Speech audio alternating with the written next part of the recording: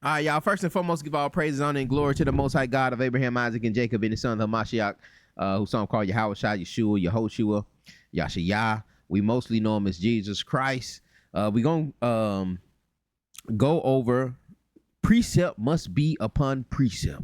Is that true? This precept must be upon precept, line upon line. And listen, your cognitive dissonance is going to kick in. It's going to kick in the high gear with this lesson. Just hang in there before you get to hitting the comments. Just hang in there and let me just finish out these slides. It's only about 6 or 7 slides. Just let me finish out the slides, okay? Right. Now, we have done this lesson before, refuting one West Israelism. You stroll down, refuting one West Israelism, Isaiah 28, looking at it. I may have to reword it this time. A lot of you didn't see it. Of course, it probably didn't get 50 views. But this is you know, and I've even seen some of my Old Testament brothers, you know, hey man, you know, y'all even get that wrong. Y'all ain't even got the Isaiah 20. I was like, bro, it's like it's lined up. We about to get into that. So this is one that I definitely need to go over. Again, let me share my screen here. Boom, boom. All right. Okay. So we gonna share. Oh no, we're not doing that. We're not trying to do that. We're not trying to do that. What we're trying to do is present. Okay. All right, precepts. A little here, a little here, a little there. What is a precept? What is a precept? What is it? Is it a verse that correlates with another verse to give you understanding? Is it the precept is a verse that's connected to another verse that's about the other verse, and that's why you can't read the Bible like a novel. You can't read it like a novel. You gotta jump here, jump there, jump there, jump there. Because you gotta know the precepts, brother. You got the whole precept pack, and we got all these verses that link up, brother. Is that true? All right, a precept, a general rule intended to regulate behavior or thought, the legal precept of being innocent until proven guilty. It's a rule, all right, a right or warrant. The commissioner issues precepts according to the companies to provide information. Let's look at it in the Strongs. All right, the precept there, the word for that is 6490. H 6490. Pick code, something like that. Something close to that. You know, I ain't no Hebrew. I'm not gonna sit up here. Brother be getting up here. Yeah, we can speak the Hebrew. See that word right there? Pakoo. Bruh. You know, you're just trying to sound something out. You don't know Hebrew. All right. And I don't know Hebrew. We get something I got to get into. You know, I got the tools. I just got to get the time and study the tools. But precept, statute. Okay.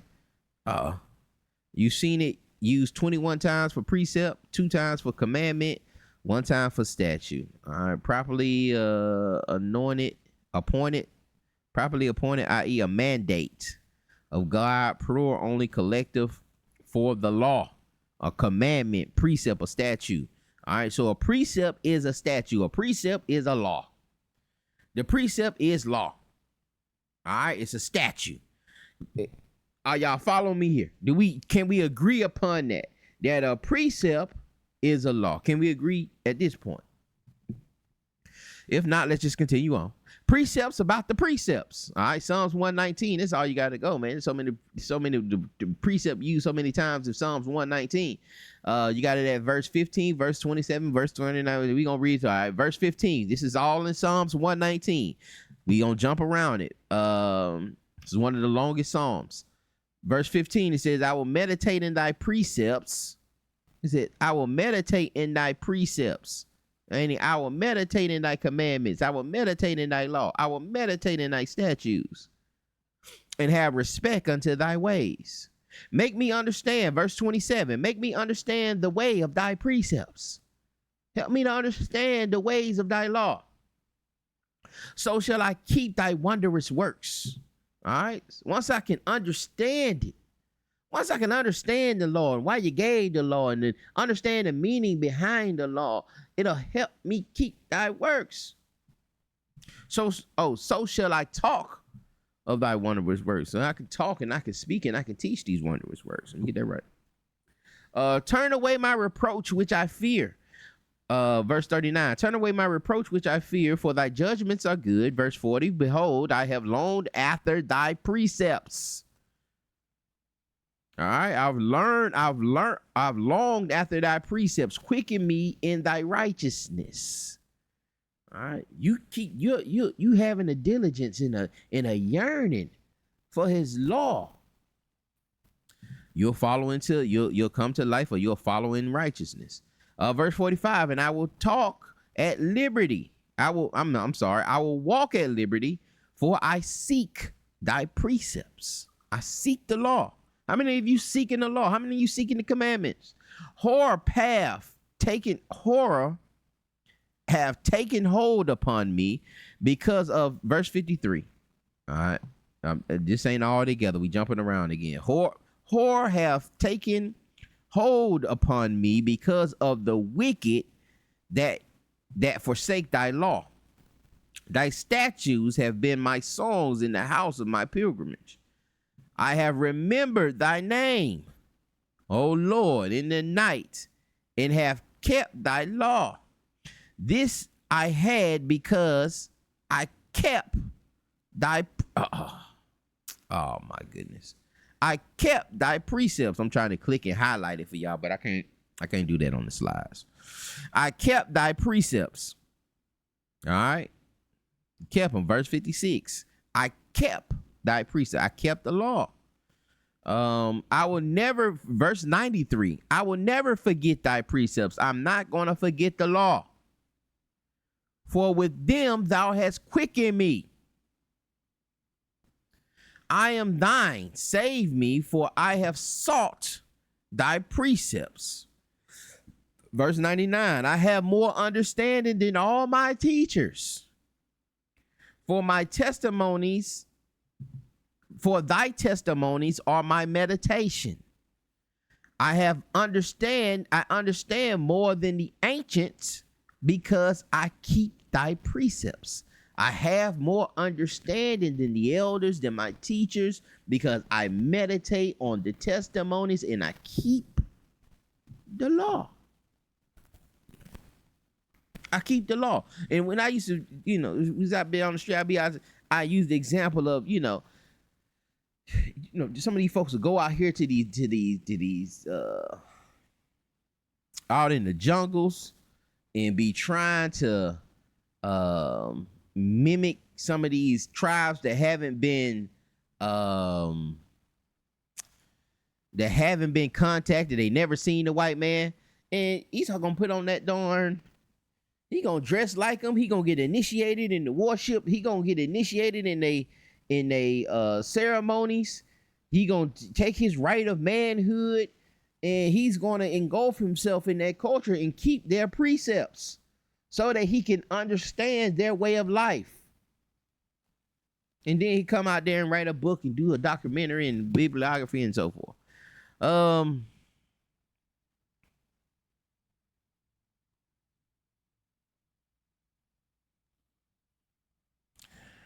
Okay, verse 101. I have refrained my feet from every evil way, that I might keep thy word.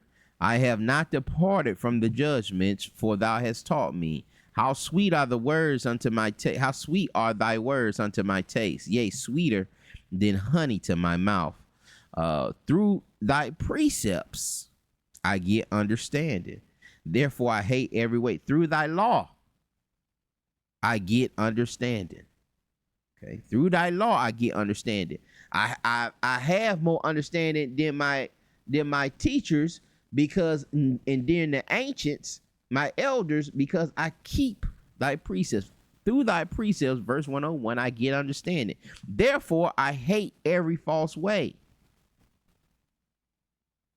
Through that law, I have an understanding, and I hate every false way. What is a false way? It's those things that are against the law.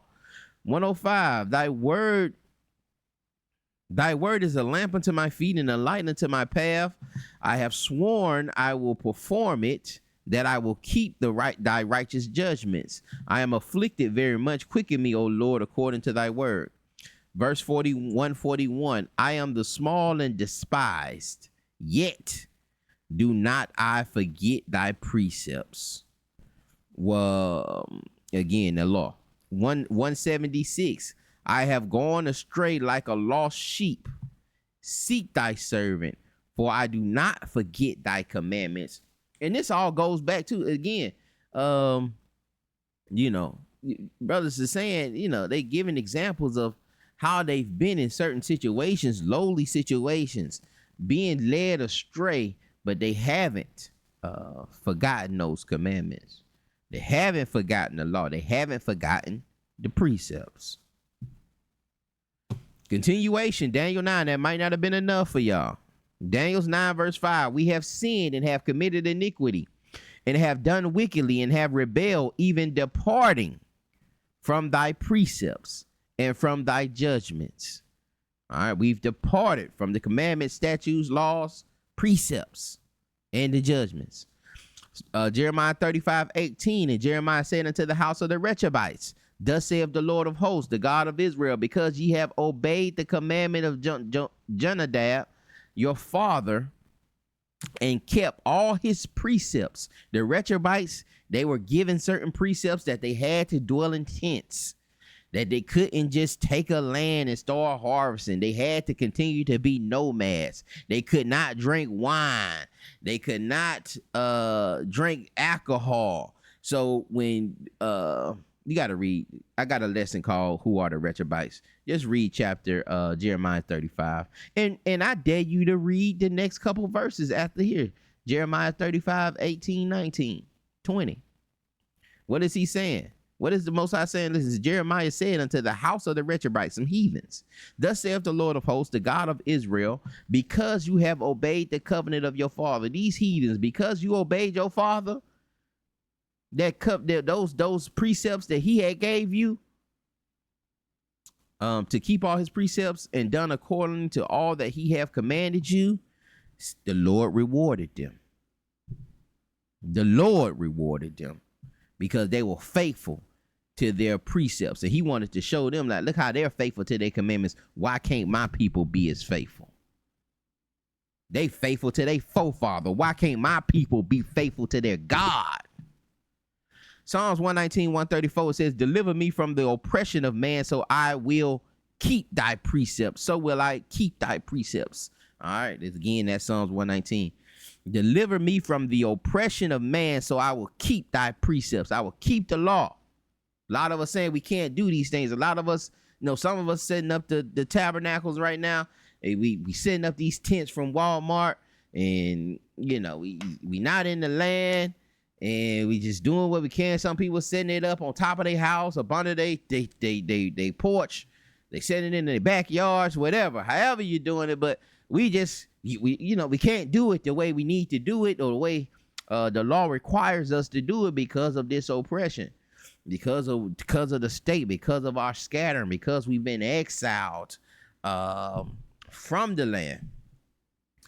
And he said, deliver me from the oppression of man, so I will keep thy precepts. So, you know, saying the same thing. Anyway, Isaiah, now, you know, that should have been enough for us to establish what a precept is. It's a law. Isaiah 28, 1 through 17, it says, woe to the crown of pride. We really don't need to go down to 17. We go down to 14, 13, somewhere like that. Woe to the crown of pride to the drunkards of Ephraim. Okay, this is a judgment for Ephraim, whose glorious beauty is a fading flower, which are on the head of the fat valleys of them that overcome with wine. And some people may make this wine doctrinal. And in some places you do make the wine doctrinal. You do spiritualize it. I don't think here that's the case, but I don't think we're gonna lose anything if you do. But I do think they just actually overwhelmed with drinking, man. They are just some darn drunkards. I think they're just literally some drunkards, man. But it can be doctrine too. It can be. I'm not mad at doctrine. Doctrine is in there too. It's both. Um, verse 2, behold, the Lord have a mighty hand, a mighty and strong one, which is as tempest as hell, and a destroying storm, as a mighty flood, as a mighty as a flood of mighty waters overflowing, shall cast down to the earth with the hand. The crown of pride, the drunkards of Ephraim, shall be trodden underfoot, and the glorious beauty which is on the head of the fat valley shall be a fading flower, and as the hasty fruit before the summer, and as the hasty fruit before the summer, which when he that looketh upon it seeth, while it is yet in his hand, he eateth it up. Basically, soon as that fruit come, Joker grab that fruit and he gonna devour it. He's just using, again, hyperbolic language, hyperbole, to show how bad he's about to destroy Ephraim, and knock them down from their great mountain of pride. All right, their great fat valley of pride, their fatness. He finna slim them down. All right, they bountiful. All right, they've been eating good, to the point of, they've become drunkards, and they're drunk with pride.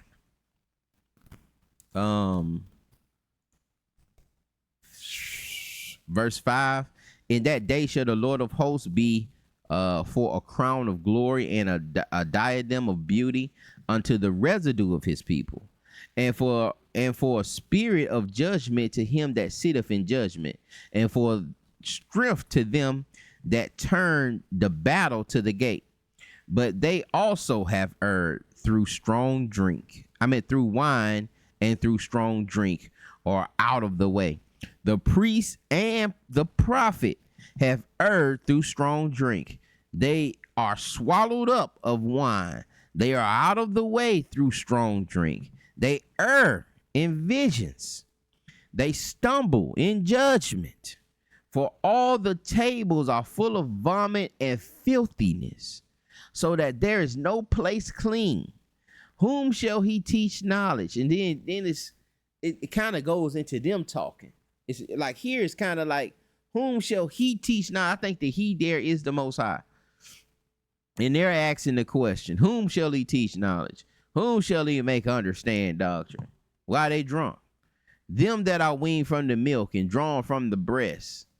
All right, for precept must be upon precept, precept upon precept, line upon line, line upon line. What is a precept? Law. That could be translated for law must be upon law. Law must be upon law. Line upon line, line upon line, here little, there little. For with stammering lips. Why for with stammering lips? Why does that come after this? We gonna see. For with stammering lips and another tongue will he speak to his people, to whom he said, this is the rest wherewith ye may cause the weary to rest, and this is the refreshing. Yet they would not hear. And it, brother, one of them Old Testament brothers, who's that? Shouts out the, what is it? Afro-Asiatic. Trying to convince people, their salvation in that Old Testament only. And he's telling you, and he used, I think it was Isaiah 35:10, where it was, and you will have rest, but they will not hear you. And it's like, why would you use that verse? It just told you they would not hear. And you see the same thing here in the same speech here in Isaiah 28. It says, this is the rest wherewith ye shall cause the weary to rest, and this is the refreshing, yet they would not hear. All right, so why would you put faith in that? Why would you put confidence in that? Understanding that your forefathers didn't hear that. Your forefathers didn't receive that rest, didn't receive that refreshing. He said, oh, well, we gonna hear. Man, please. Man, please. You ain't read the rest of Isaiah. All Isaiah talking about the blindness. Yeah. Y'all, yeah. Man, y'all need to really examine the blood of Christ, man. Y'all really need the gospel. You're not gonna make it without the gospel. You're not gonna make it. You're gonna die in your iniquities. It's gonna be a harsh punishment.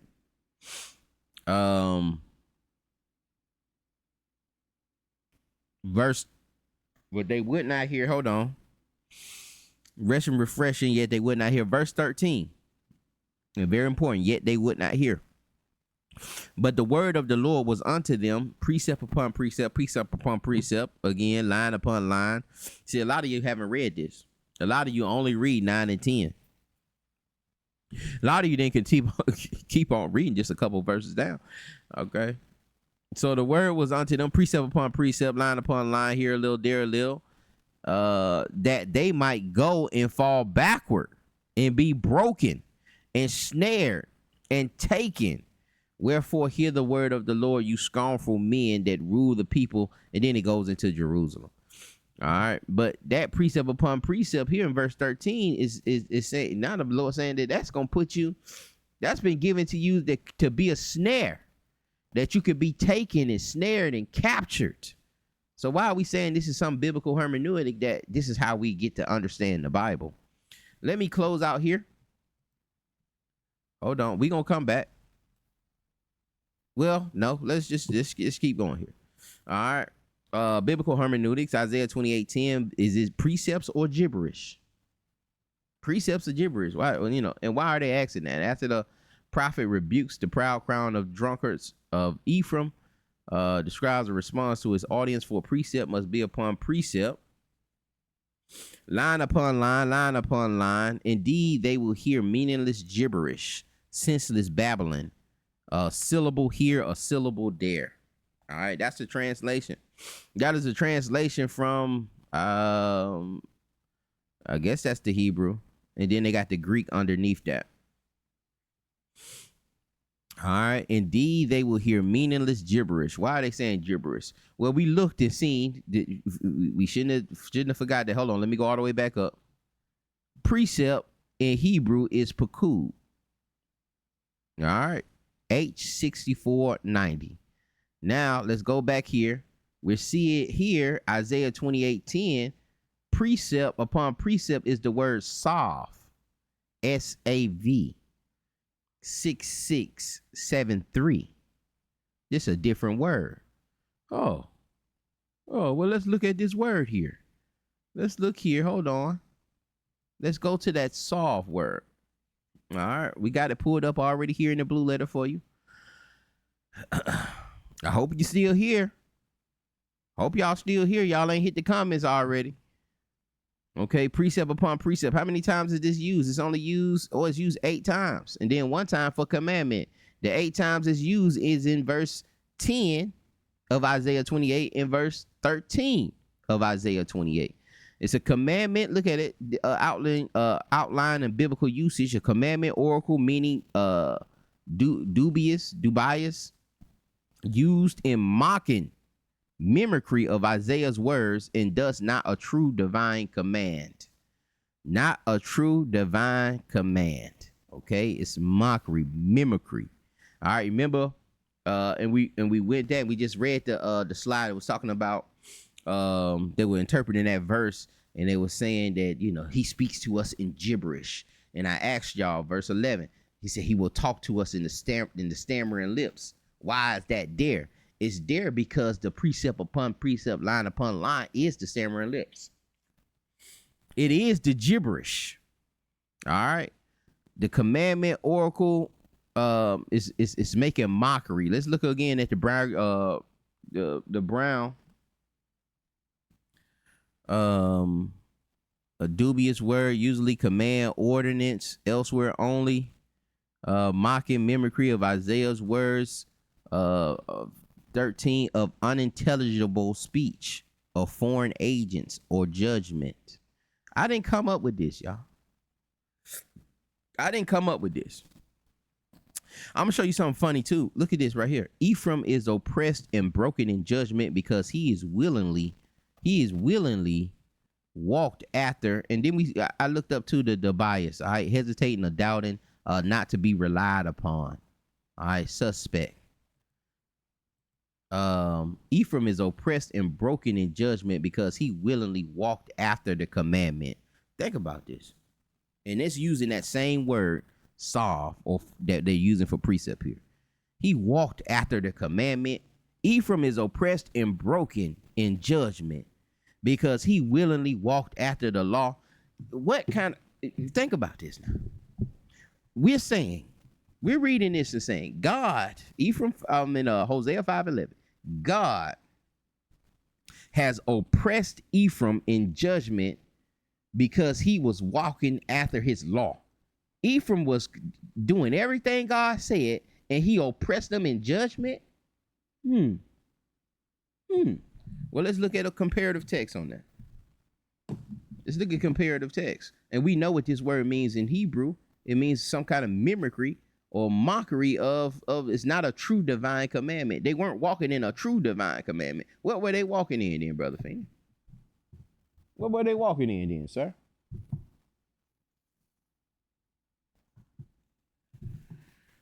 Little Bible hood. Let's look at a little Bible hood. Look at the NIV. Ephraim is oppressed, trampled in judgment, intent on pursuing idols. The people, NLT, the people of Israel will be crushed and broken by my judgment because they are determined to worship idols. Ephraim is oppressed, crushed in judgment because he is determined to go after filth. Berean Standard Bible. Ephraim is oppressed and crushed in judgment, for he is determined to follow worthless idols. KJV. Ephraim is oppressed and broken in judgment because he's willing to walk after the commandment. That commandment there is soft. That's not a true divine commandment. They're walking in commandments of idols. Let's leave there. Let's go back. Let's go back to the slides. We see the solve there. We seen the breakdown here. What did I have here? Oh, even comparative text on Isaiah 28. And when I talk about comparative text, hold on, let me fix the camera real quick. Let me fix the camera so y'all can see this. So y'all can see this a little bigger. And then we'll come back. All right. This is a parallel Bible. All right. You can't see that. You can't see those words there. All right. But it's yeah, you can. It's King James. They got the King James, the NIV, Living Bible, and the New Revised. Okay. When you come in here, you come to a chapter. It got each book for the chapter for each book. All right. That's chapter 48. And that's chapter 48 in the New Revised. That's chapter 48 in the Living. That's chapter 48 in the NIV. That's chapter 48 in the KJV. You have comparative text. And that's all we doing. When I'm saying comparative text, you're looking at different translations, trying to see, because or some of this stuff is that old English can trip us up. And we have to dig into these things, and going into the Hebrew and going into the Greek. You have to do these things. Hold on one second. Let me transition back. Nope, that ain't what I wanted to do. Here we go. All right, we're finna get ready to wrap it up, y'all. Slideshow again.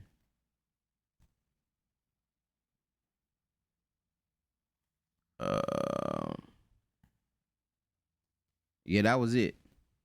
That was pretty much it, y'all. That was a wrap on that. All right. So it's not dealing with, and hold on. Let me get out of this and go back here.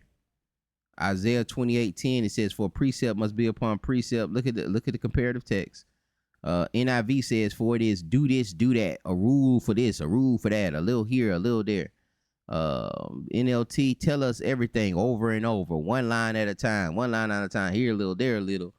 ESV, it is precept upon precept, precept upon precept, line upon line, order on order, line upon line, precept upon precept. KJV, precept upon precept, new KJV, order on order, precept upon precept, law after law, line upon line. But we delve into it and see what was going on, and that's why you have, again, the stammering lips. You know, brothers make another whole doctrine of that. That's why we got the Bible in the KJV. That's why we got it in English, because he's gonna speak to us in it. No, he's speaking to you in the stammering lips so he can destroy you. In verse 13. That's what that's saying. He's speaking to you in that gibberish so he can destroy you. All right.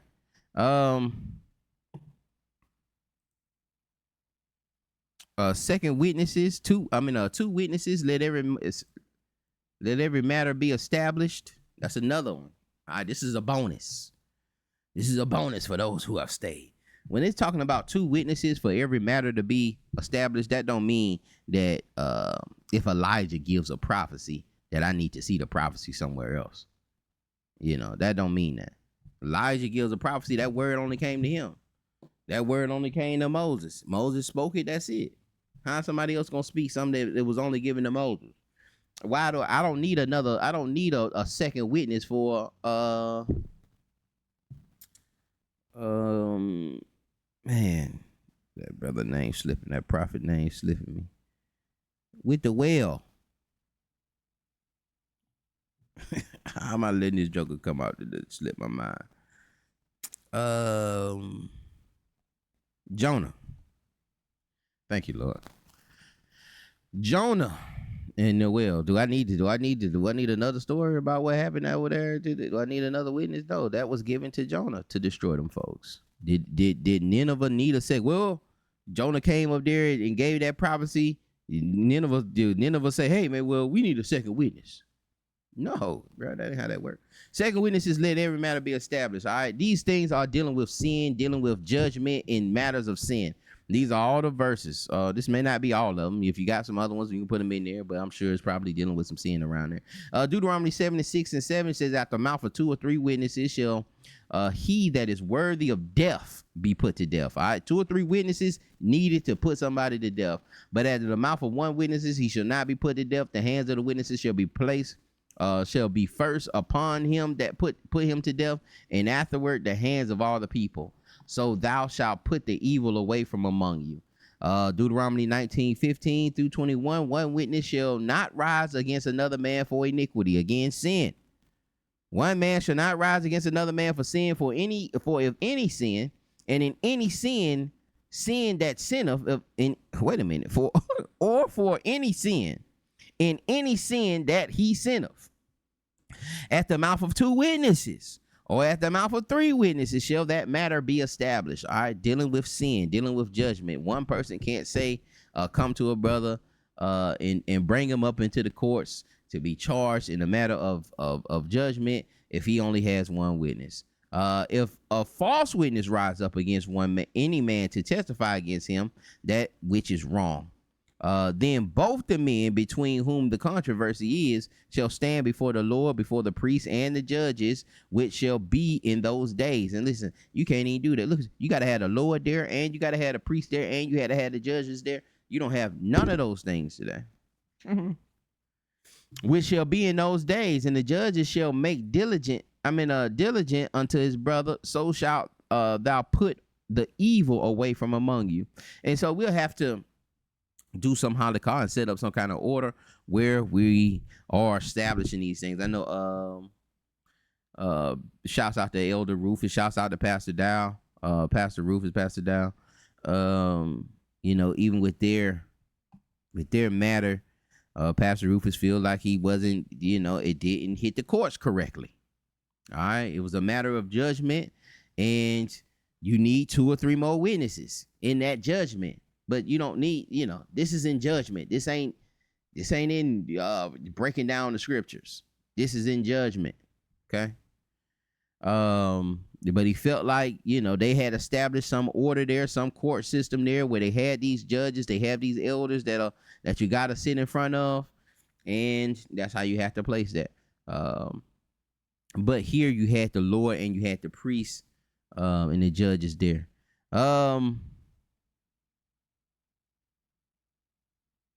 Verse 19, then shall ye do unto him as he had thought to have done unto his brother. So shalt thou put away the evil from among you. Verse 20, and those which remain shall hear and fear, and shall henceforth commit no more any such evil among you. And thine eye shall not pity but life shall go for life. Eye for an eye, tooth for a tooth, hand for a hand, foot for a foot. Are we doing that today? Why aren't we keeping this judgment? All right. Life for a life, eye for an eye, tooth for a tooth, foot for a foot. Matthew 18:16. We always know that, brother, you got to go to the Matthew 18. Again, this is talking about sin for in order to be established. But if he will not hear thee, then take with thee one or two more, that in the mouth of two or three witnesses every word may be established. 2 Corinthians 13, 1-4. It says, this is the third time I'm coming to you. In the mouth of two or three witnesses shall every word be established. All right. I told you before, I foretell you, as I was present the second time, being absent now, I write to them which therefore have sinned. I'm writing to them that therefore have sinned, and to all other that if I come again, I will not spare. I will not spare. I'm not finna keep on telling you jokers. And if you read chapter 12, just go back and read about 5 verses. He's talking about all of this sin that these folks are in. They still in this sexual immorality. All right. And it ain't a chapter. Remember, the Corinthians is a letter. Corinthians is a letter. It's all connected. All right. It ain't just starting some new idea. All of this stuff is connected to it. It is a epistle. It is a letter. All right. Go to chapter 12 and see. All right. And chapter 12 also going to give y'all this. I'm going to give y'all this. This another bonus. It says, since ye seek proof of Christ speaking in me. A lot of you out there are seeking proof that Christ is speaking through Paul. Since ye seek proof of Christ speaking in me. A lot of you are questioning, is Paul authoritative or not? Is Christ really speaking through Paul? And this isn't something new. This is why I believe the text. When I hear y'all say that, I just get more and more assured. It gets more and more stuck on my heart. It becomes more and more foundational for me because y'all are having the exact same conversation. I just be looking at y'all like, dang, they got that same spirit on them. Go read 2 Corinthians chapter 12. Paul, like, man, I gotta boast, and they ain't good for me. He even talking about, I know this dude that went to I think he's talking about himself. I know this dude that went to the third heaven and he's seen all kinds of revelations. Then he talking about, man, I had so many revelations that Christ had to give me put a thorn in my flesh so I wouldn't be proud. He said, I've been having the same conversation. And y'all up here, yeah, man, Paul, who told Paul he can do that? Who gave him the authority? And man, you got that same spirit on you. And I pray that spirit is lifted. But nothing new under the sun. Y'all must haven't read the text. You must haven't read his epistles. He talks about, those super apostles. Those jokers that you listening to, man, I got way more works. I've been in this thing way longer.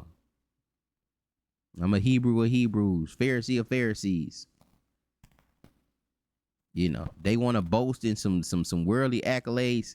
Can't nobody touch me. He having to show himself. He having to, for lack of better terms, drop his nuts on the table.